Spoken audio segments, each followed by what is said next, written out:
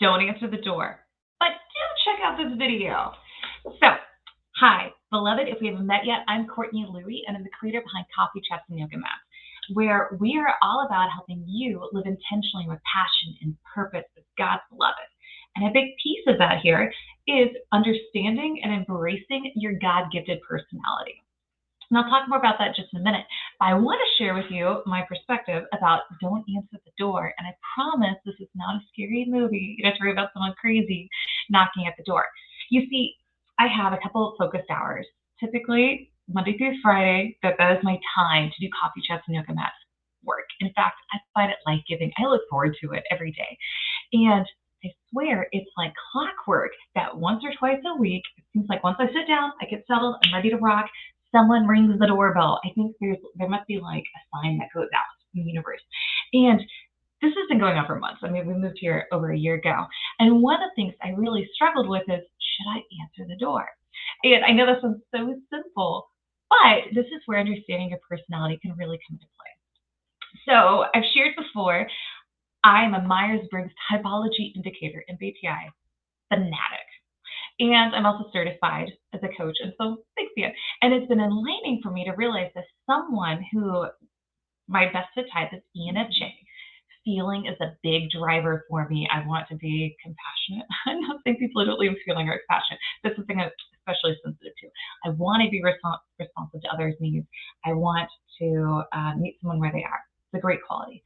But it also can be a real problem when I'm actually trying to focus on something that really matters to me. It's so easy to be distracted by literally people ringing the doorbell or people walking in or phone calls or, fill in the blank, all the different interruptions. And for me, a really helpful thing has actually just been setting that boundary that I have that time that's focused. I don't answer the door. No matter how many times they ring the door, I don't answer it.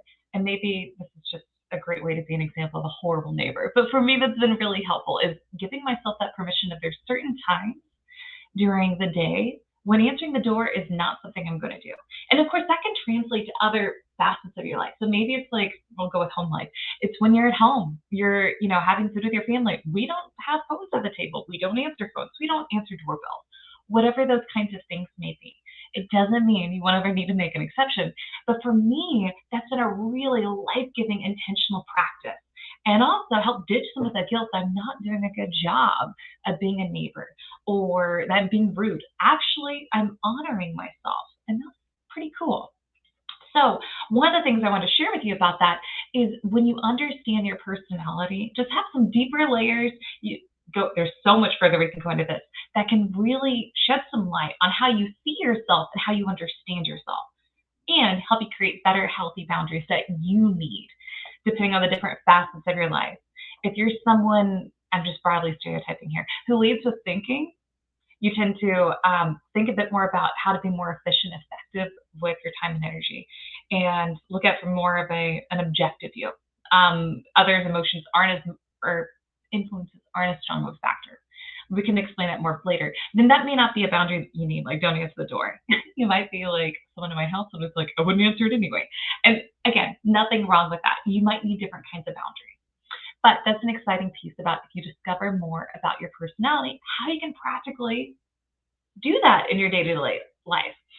So I wanted to mention while we're here, one of the things that Coffee Chats and Yoga Mats offers is a free Embrace Your Potential Playbook. I'm going to share the screen so you can see real quickly what it looks like. Let's see how this works. It's my first time doing it, so, be patient. And it's a free short ebook. It's a PDF if you decide to go ahead and get it. And it's all about helping you embrace your potential as God's beloved. Because I'm coming at it from a faith perspective, I can't not come at it from that. So if you want to check it out, it's a free playbook where you can discover more about how faith and your personality overlap. And also you can dig into what your temperament might be out of 4 different temperaments.